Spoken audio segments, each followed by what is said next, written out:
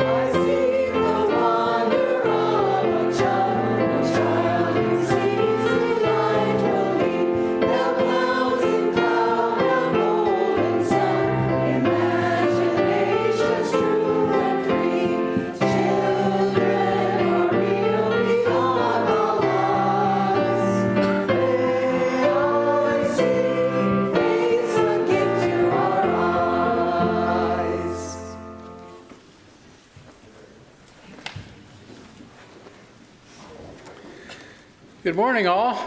Good morning. Good morning.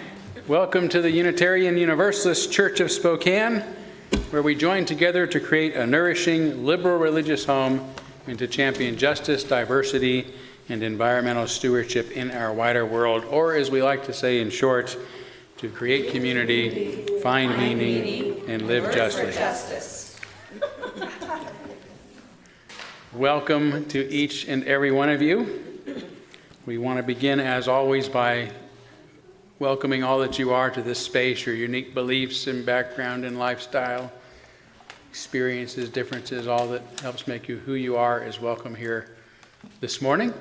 This includes those of you who are in the room with us, whether you are regular attendees or perhaps joining us for the first time, as well as the many of you who are live streaming with us this morning. It's always great to have all of you with us. So thanks to everybody for being here on what is a rather special service for us. This is an intergenerational service where we include people of all ages, which means the kids will not be leaving the sanctuary today that will be here for the whole service. So we'll try to make it interesting, unlike usual.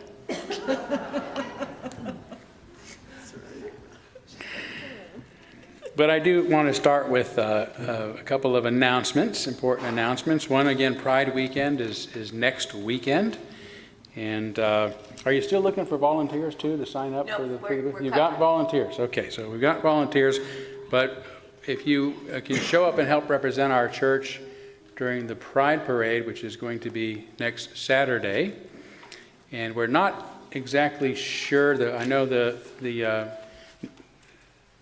what is it called? Order of service. Order of service, thank you. It's called something. I always get it messed up. I always want to say the sun, but that's not it. But it has a specific time. That might be inaccurate because we really don't know when we're going to line up because we haven't got our position yet. So keep an eye out in the Sun, which is our newsletter that will be emailed out to you, and you can get online this Thursday. So you'll know exactly where we're going to be positioned and what the best time is to start to gather. And that'll be again next Saturday. Wear bright colors. Wear bright colors, yes. And with apologies, I will not be able to be there. I'm going to be away at a conference in Chicago, a Heterodox Academy conference. So please be there and represent me too. I would appreciate it very much. And then I'll be back Sunday in time to tell you about the Heterodox Academy experience this year. That Sunday will also be the date of our annual meeting, which will take place after this service, our second service, about 12:30. next Sunday the 9th, and everybody's welcome. We especially need folks who are members and therefore voting delegates in our congregation, so we need a quorum in order to conduct the year's business, so please plan on staying and being here for that. We do appreciate it. Okay, so this again is an intergenerational service, which we like to do occasionally in order to be with our kids and celebrate them in unique ways, and celebrate ourselves in unique ways at the same time, because we all have been children and keep something of our childhoods with us.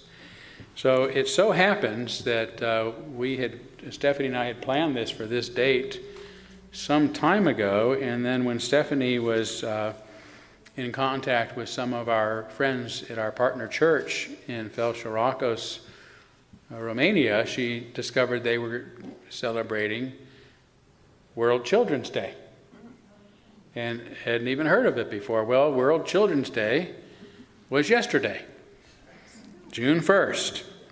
At least that's when many countries celebrate it. And it was first established in 1925 during the World Conference of Child Welfare in Geneva. And some countries have since began celebrating it on November 20th to commemorate what was the United Nations, UN's signing of the Declaration of the Rights for the Child in 1959. So different places celebrated at different times, but we are very happy for the coincidence to be having this particular intergenerational service celebrating amazing kids throughout the world during our time here this morning, including some amazing kids that are even in this building with us, right? Yes, you guys are amazing. So no matter when Children's Day is celebrated, stop. So no matter when Children's Day is celebrated, I told you, I'll be with you in a minute, okay? Okay. All right, no matter when Children's Day is celebrated, I'm sorry, I'm going to have to deal with this, so excuse me. Oh my goodness.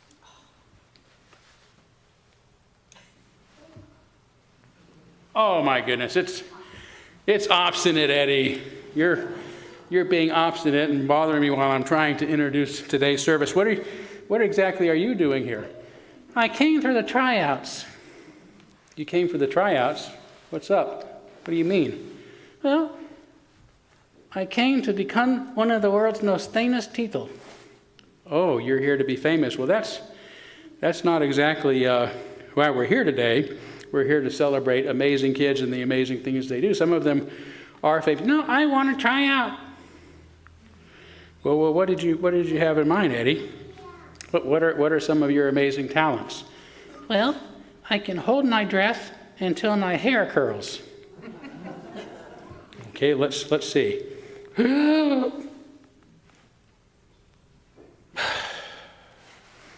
it work? Your hair is definitely curly. So is that it? Can we move forward now? No, I got another. What else can you do? I can stand on my head to the count of 10. Okay, let's give it a try. Everybody count. Okay, 1, 2, 3, 4, 5, 6, 7, 8, 9, 10. Wow, that was pretty amazing. Okay, thank you. You are an amazing kid. So we're going to go ahead and move forward. No, I got one more. You got one more. What other amazing thing can you do? I'm an amazing singer.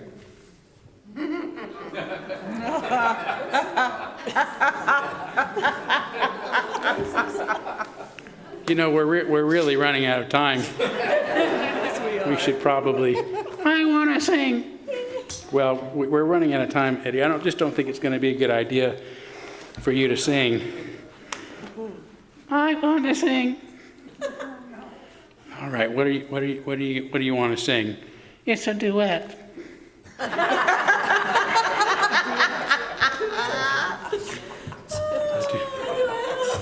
A duet. Okay. And who did you have in mind to sing with you? You. Okay. Do I know the song? You'll pick it right up. Okay. Here I go. All right. Twinkle, twinkle, little star, how I wonder what you are. Like a diamond in the sky. Does the world so high.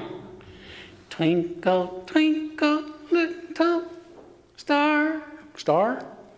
How did you do that? You're throwing your voice. Star. How I wonder what you are. Very good. Okay, thank you. Thank you, Eddie. Yes, and just so you know, this really isn't about becoming a famous kid, but it's about some kids that have done amazing and good things in the world, some of whom have become famous or well known because of what they've done. But this is really about celebrating all the amazing things and good things that everybody who was a child grew up to do, and all that children are doing in the world now, and all that some of our own children are going to grow up to do. So that's why we're here today. Does that sound good to you? I want to be famous. Okay. Well, we'll talk later. Find yourself a nice seat right down here. And yeah. Madeline has forbidden that from happening. That was our tryout, and I didn't see her, waving any flags. A flag of surrender, maybe. I'll give him a kazoo. Yeah, there you go. Yeah. I can do the spoken parts. Yeah. So we're actually going to, Stephanie and I, who put this service together, are going to actually start now by giving you some real examples of what we mean by amazing kids, some amazing kids, and the potential of all children, the potential within us all. And we're going to start with the oldest child and work our way down to some that are surprisingly young. So, Stephanie, do you want to start? Right, so starting with a 17-year-old. At 17, Malala Yousafzai became the youngest ever Nobel Prize laureate for her courageous advocacy of girls' education in the face of Taliban oppression. Okay, and at age 16, Greta Thunberg. How many of you have heard of Greta Thunberg? Yeah, lots of folks here. Inspired a global movement for climate action, including millions in climate strikes to demand environmental responsibility from our world leaders. At 15, Claudette Colvin bravely refused to give up her seat on a segregated bus in Montgomery, Alabama, becoming a key figure in the civil rights movement. At age 14, Louis Braille invented a tactile writing system for the blind, revolutionizing access to reading and education for visually impaired individuals. Age 14. We've all heard of Braille, didn't know a 14-year-old came up with that. At 13, Joan of Arc began to receive visions that would lead her to become a pivotal figure in the 100 Years' War, ultimately leading the French army to several important victories. At age 12, Samantha Smith wrote a letter to Soviet leader Yuri Andropov, leading to a response and an invitation to visit the Soviet Union, becoming a symbol of youth diplomacy during the Cold War.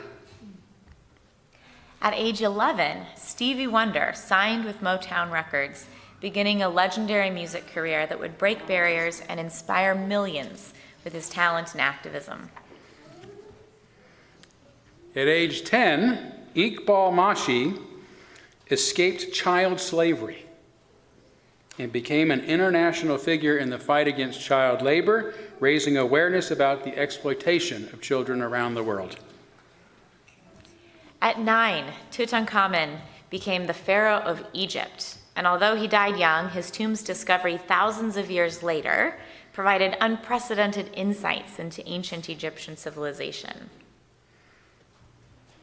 At age 8, Akrit Joswal performed his first medical procedure at age 8, becoming known as a child prodigy in medicine and advocating for advancements in healthcare for all.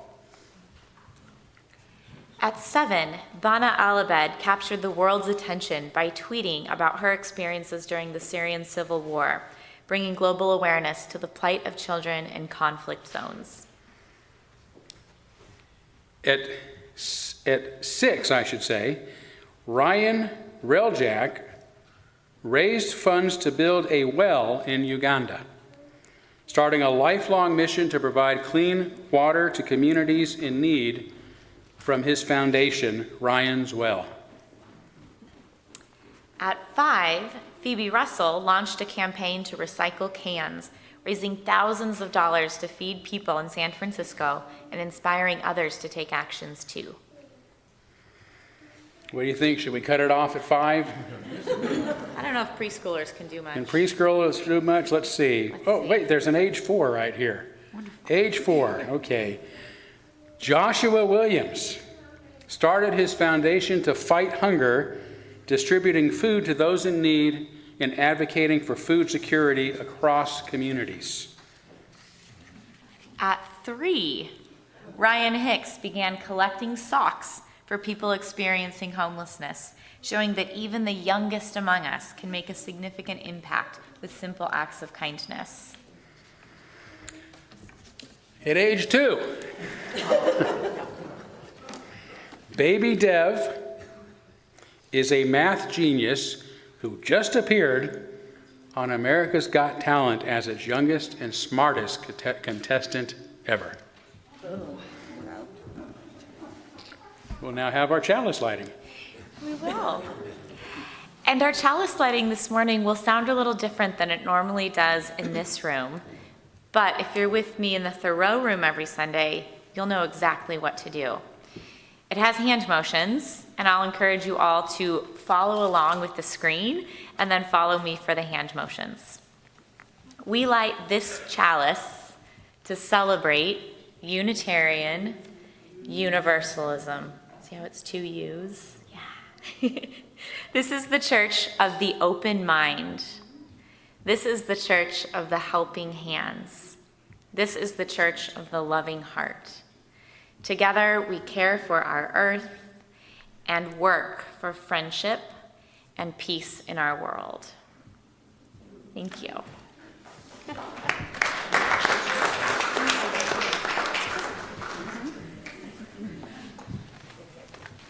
Please stand, join me for this little light of mine, number 118.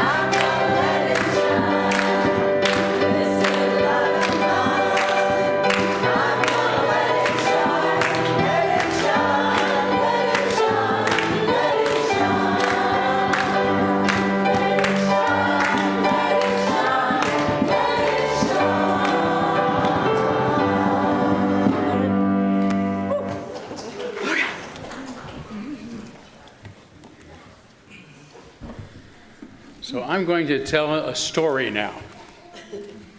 It's a true story. But once upon a time in South Africa, a boy named Nkosi Johnson was born.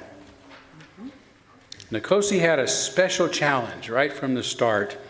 He was born with a terrible disease called HIV.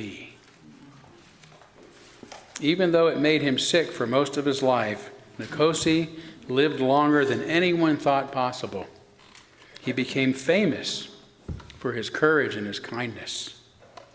And when Nkosi was a baby, he and his mother, who also had HIV, were very sick. And a kind woman named Gail Johnson met them at a special care center for people with HIV. She loved Nkosi right away and became his foster mother. Sadly, Nkosi's mother passed away when he was still very young, but Gail continued to take care of him. Nkosi faced many challenges, especially when he tried to go to school. Some parents and teachers were afraid that their kids might catch Nkosi's disease, even though that wasn't possible. But Nkosi and Gail did not give up. They fought for his right to go to school, and eventually they won. Because of Nkosi, schools learned not to be afraid of children with HIV.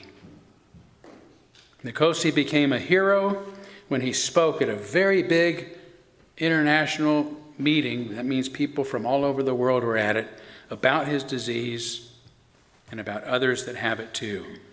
And he told everyone there, care for us and accept us. We are all human beings. Care for us and accept us. We are all human beings. And his words touched the hearts of many people around the world. Even though Nkosi got sick and had to rest a lot, he kept fighting. He wanted everyone to know that kids with HIV need love and they need care just like anybody else. Nkosi passed away when he was 12 years old. But his bravery and his message of love and acceptance live on to this day. Today, Nkosi's Haven is a special place named after him that helps children and mothers with HIV.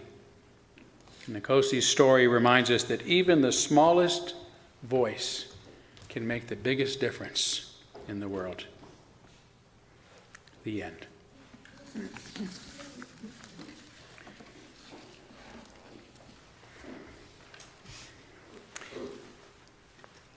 Let's go ahead and light our candles of care now for those who are most on our hearts and minds.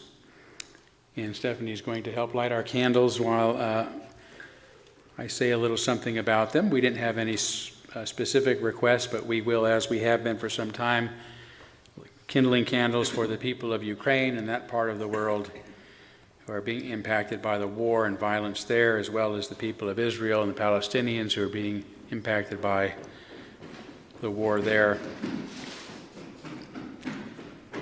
And I especially want to keep a light lit this morning for the children impacted by these conflicts, who are not getting the things that Universal Declaration of Children's Rights declares that they should.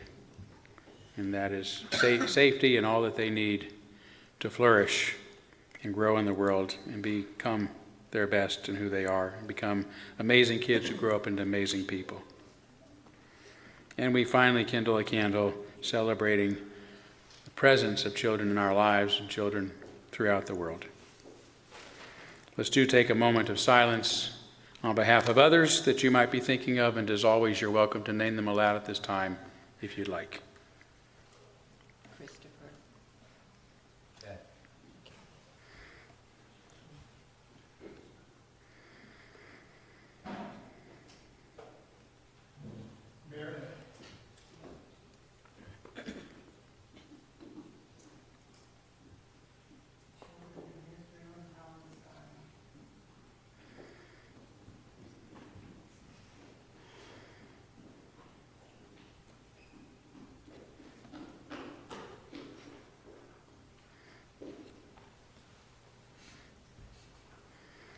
those named aloud and those embraced in our stomping feet, in our footsteps, and all who are suffering in the world at this hour, we hold in our community with compassion. We now gratefully give and receive this morning's offering, which helps sustain this community and our mission to the larger world.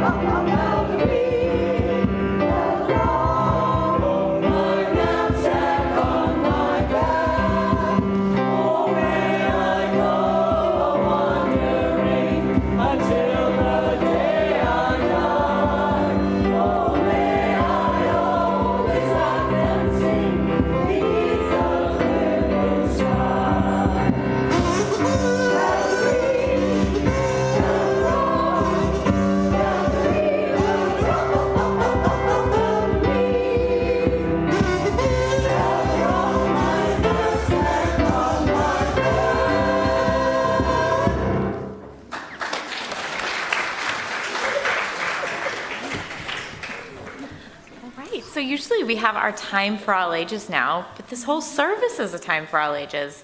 Nevertheless, I would love to invite any children who'd like to come up into the front row to join me. And Todd has a few questions for the kids and the grown-ups in the room. Yes, okay. Very good. And first, I do have to say, after that choir performance, wonderful by the way, but you have dashed all hopes of me even joining in with the kazoo. I could not have done as good a job as my wife has, so I'm afraid even the kazoo is out for me now. So we're talking about amazing kids today, right? And at least three of the most amazing kids I've ever seen are right here in front of us. So I want to know, and Stephanie has a microphone, so she'll bring that where you can talk, but I'm just curious about a couple of questions. One, what are some of the amazing things that you like to do? And two, what are some of your dreams? If you could make big, amazing things happen in the world, what would those look like? You can answer either one or both of those questions however you want.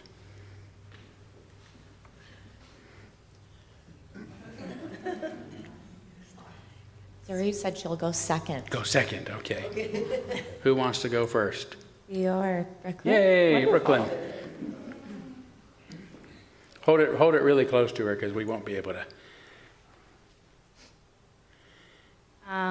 I want to be a judge when I grow up.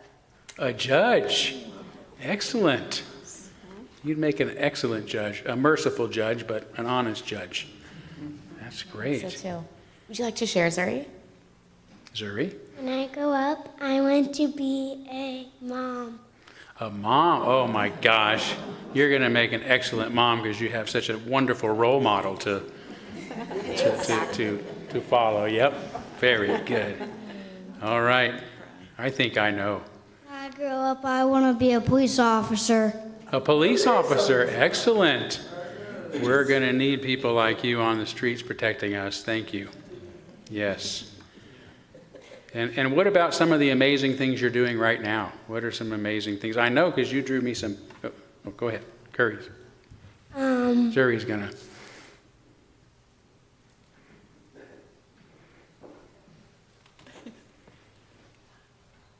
Something amazing that you like to do or that you love about things.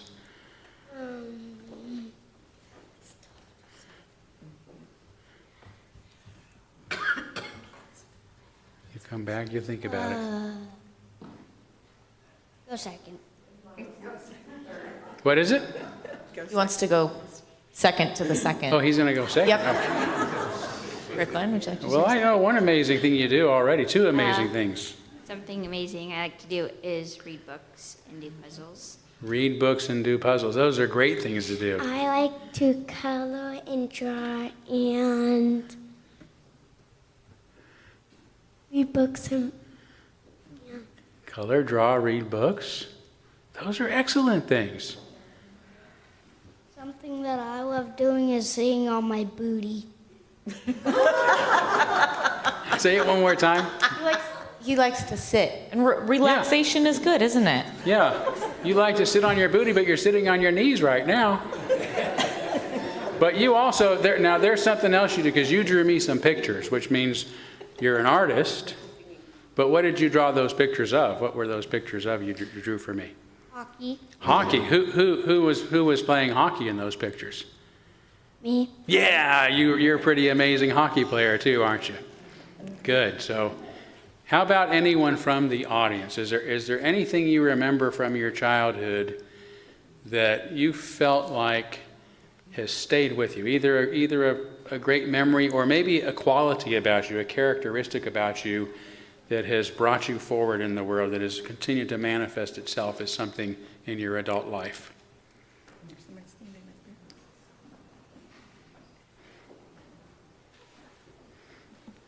It was my biggest dream and prayer to live with my mother. And we moved to Spokane. And my mother, mid-80s, and I designed and built a house and a garage, and now it stands, and gardens. So I truly believe in the law of attraction and that you get everything you desire. Just keep focusing on what you want. And we feel so blessed that we have a home and now a community, a church, a family here with you all here. So thank you. Thank you.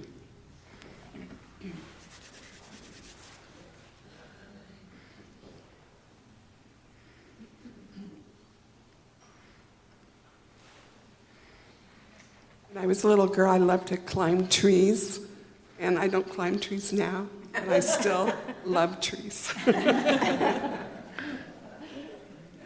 Good.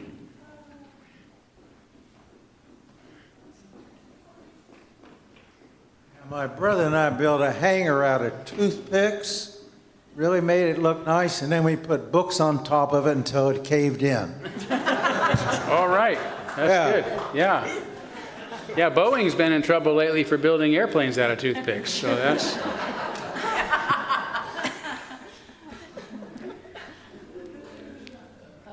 Oh, Tom's got his hand up.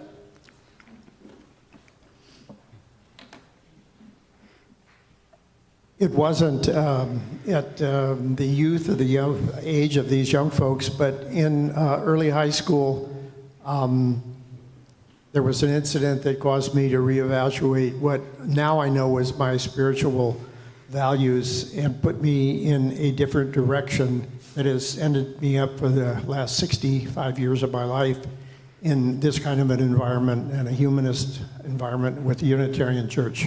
But it started in high school. Wow, thank you. Thank you. Oh, we got a couple more here and then. I grew up playing the piano, playing a flute, playing the organ, and then luckily, when I was in high school, I came to Spokane to be in the All Northwest Band. Wow. Okay, Charlie has her hand up, and then one more over here, and then we'll change your mind. Good. That is your prerogative. And then just, there we go, sorry. When I was a kid, I was one of those that always had dogs that followed them home, and I was very happy about that. When I first worked at Sacred Heart, I helped start the pet therapy program, which migrated to St. Luke's eventually, but we also even got the surgeons to allow our dogs to go into recovery rooms sometimes when we had kids that didn't like waking up after surgery. So our doctor started requesting them. So that was pretty cool. Yeah. Wow. And if anybody knows me, they know I'm still a dog freak. Still a dog freak, good. Well, I'm gonna share a little something about me. So I've told this story some, and then Stephanie, I think we'll let you share your reflection here too. But when I was probably 4 or 5 years old, I started wishing every year for Christmas to have a Charlie McCarthy puppet of my own. And I grew up to love puppets. And even to this day, one of the things that excites me most about the AI technology that's coming on board is they're putting it into robots. And I'm going to be able to have those conversations with puppets that I've always wanted to do. So, what a time to be alive! Yes. Is it because I was yes, thank you for that. I have not mastered the kazoo, but I appreciate being called a puppet master. I think. But yes, oh yes, one more, yeah.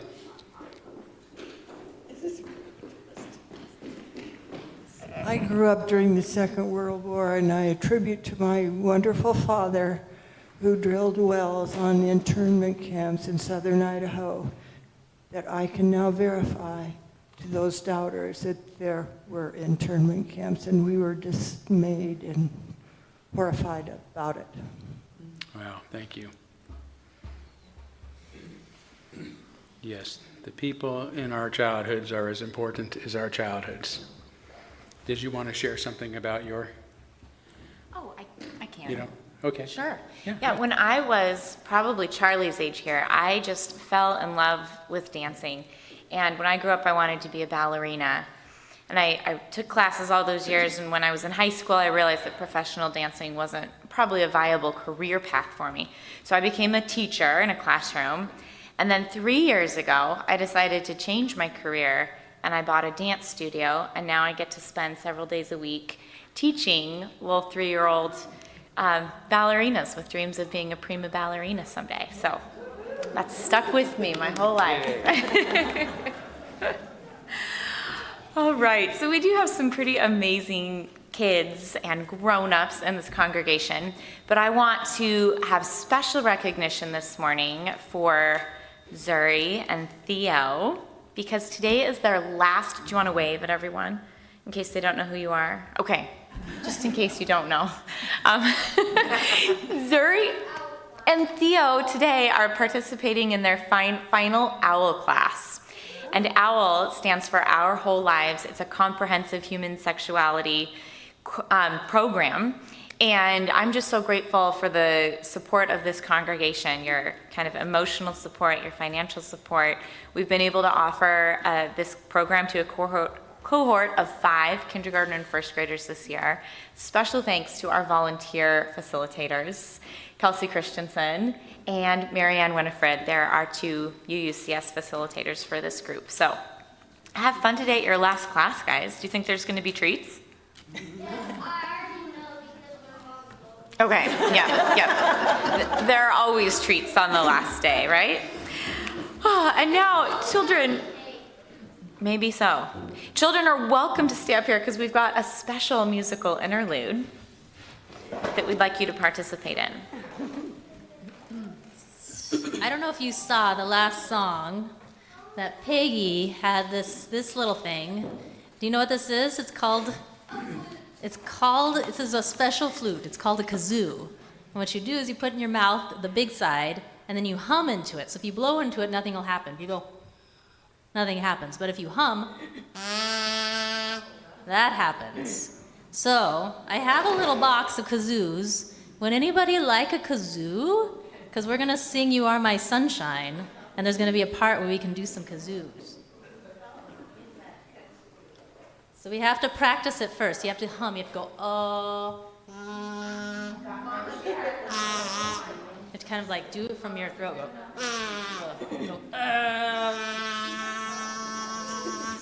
Want to try it? You gotta put the big part in your mouth and go. There you go. You have to kind of go hummy. Go like, there it is. You have to go, oh.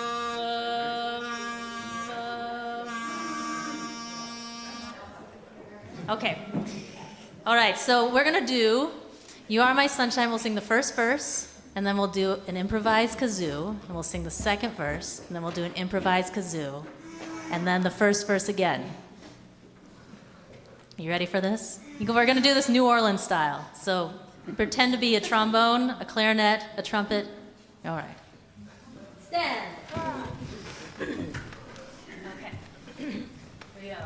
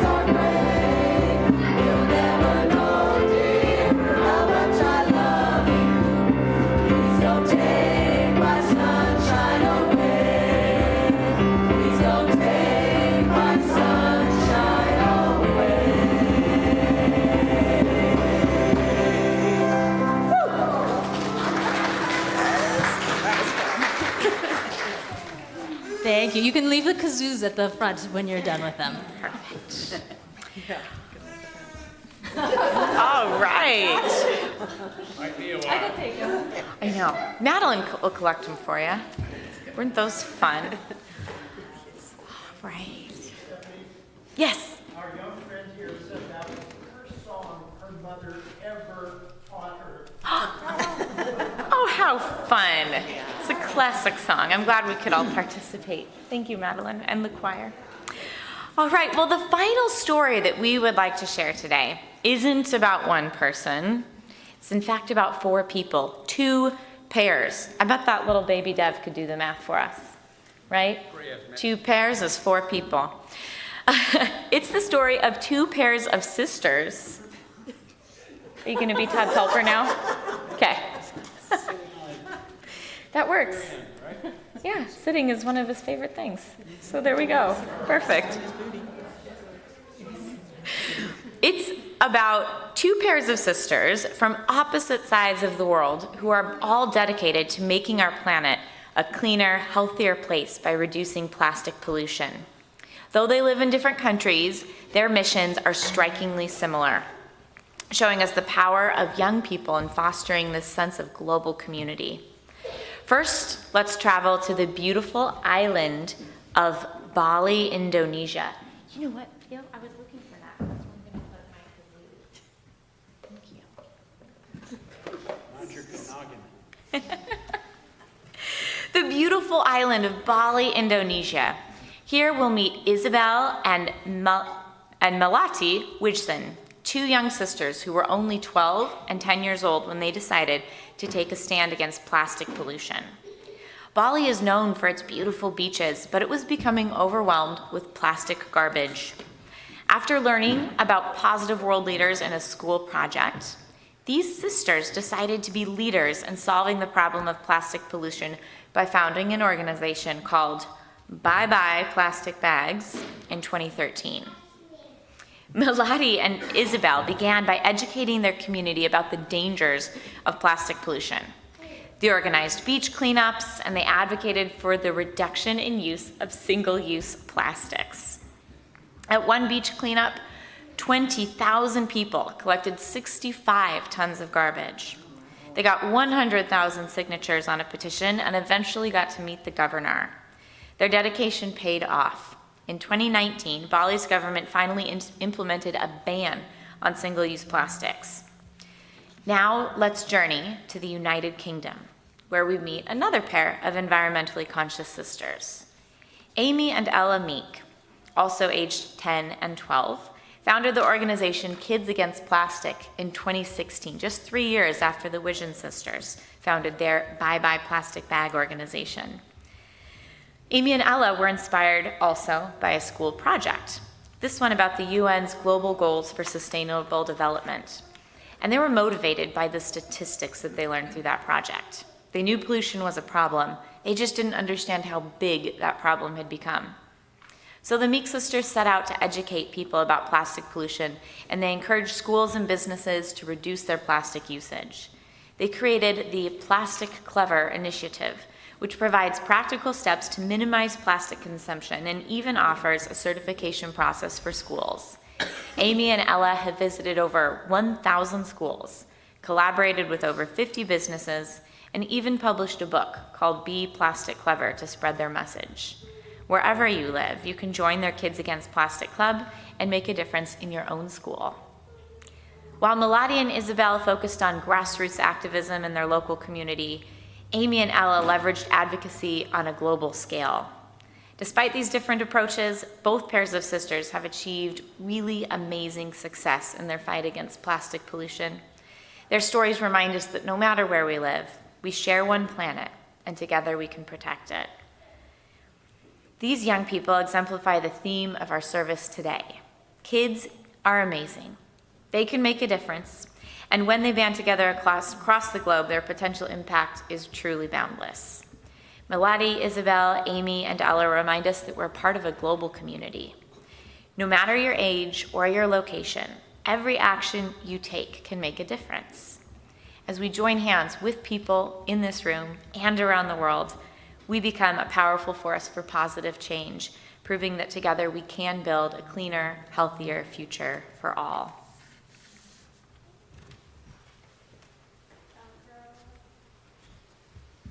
Thank you, Stephanie, for those inspiring stories. I'm reminded of really one of my favorite books. It's a book that particularly helps to connect our childhoods to our adulthood and our adulthoods to our childhoods. And it is a book by a psychologist, James Hillman. I think it was written around 98, 99, something like that, just before the turn of the century, entitled The Soul's Code. The Soul's Code. And in it, Hillman suggests that, like the acorn, everything necessary for it to grow into the oak it is to become already exists, bound up in that tiny little kernel. And that people are like that too. Not just our physical, genetic growth and development, but that there's something unique about each of us. The ancients might have called it our daemon or our demon, our genie, our genus, our genetics, all saying the same word. Something original that comes with us as individuals and often manifests itself as a profound interest and sometimes as an amazing skill. That even though we might be children in every way, like that little 2-year-old who bounces around the stage like 2-year-olds do until you put math problems in front of him and then he laser focuses on those. Some of us have manifested those things early in our lives and they guide us. Those passions and desires and natural abilities and inclinations guide us towards the direction in adulthood. And it says something about what we as adults in the lives of children, parents, teachers, as a society, about our role.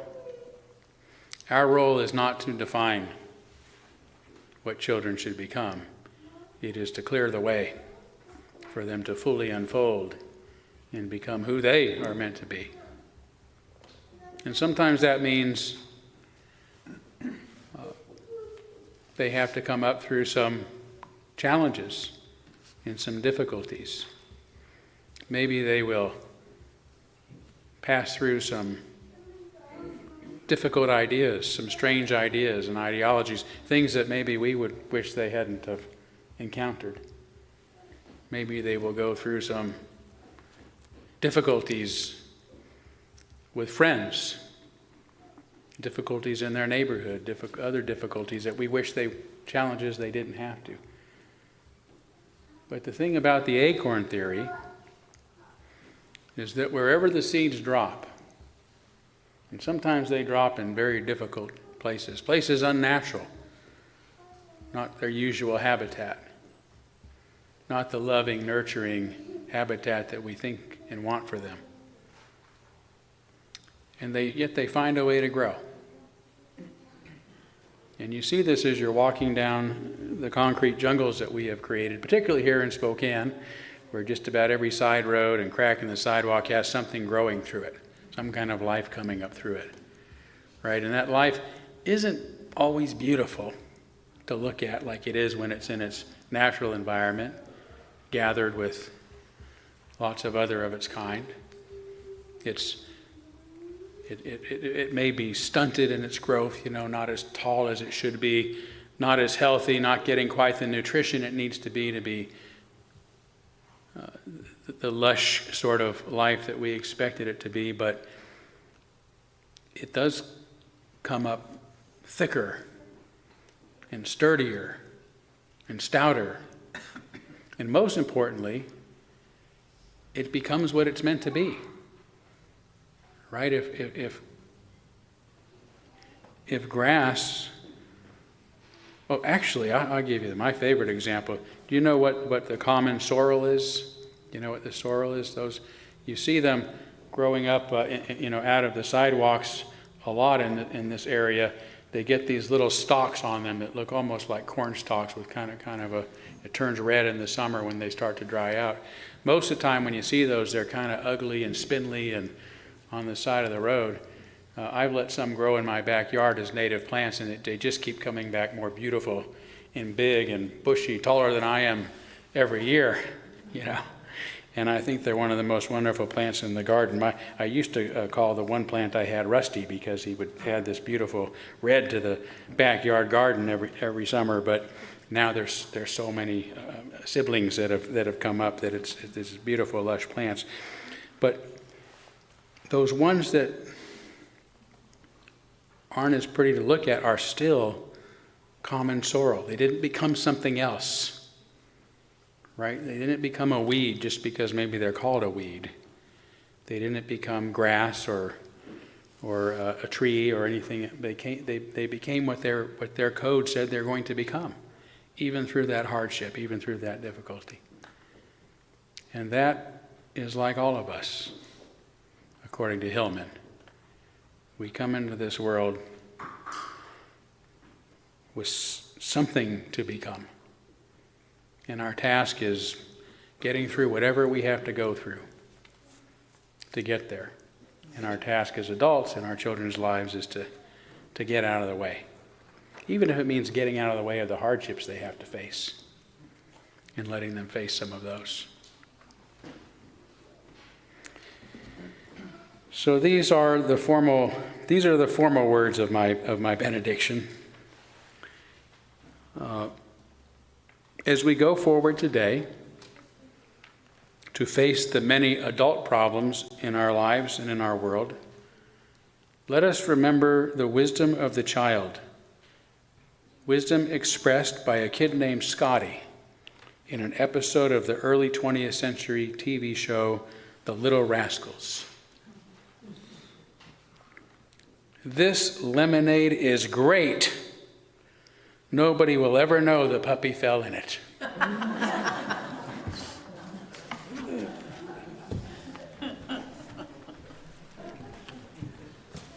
Please stand for our last hymn, "'Tis a Gift to be Simple," number 16.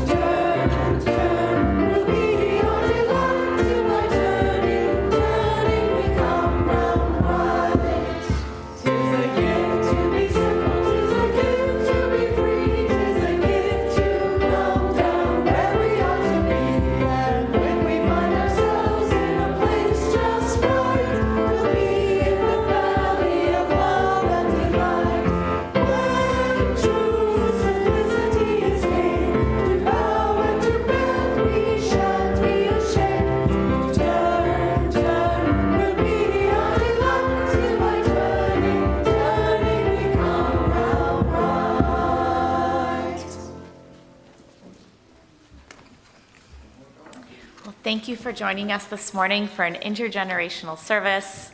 Peace, amen, salam alaikum, and shalom.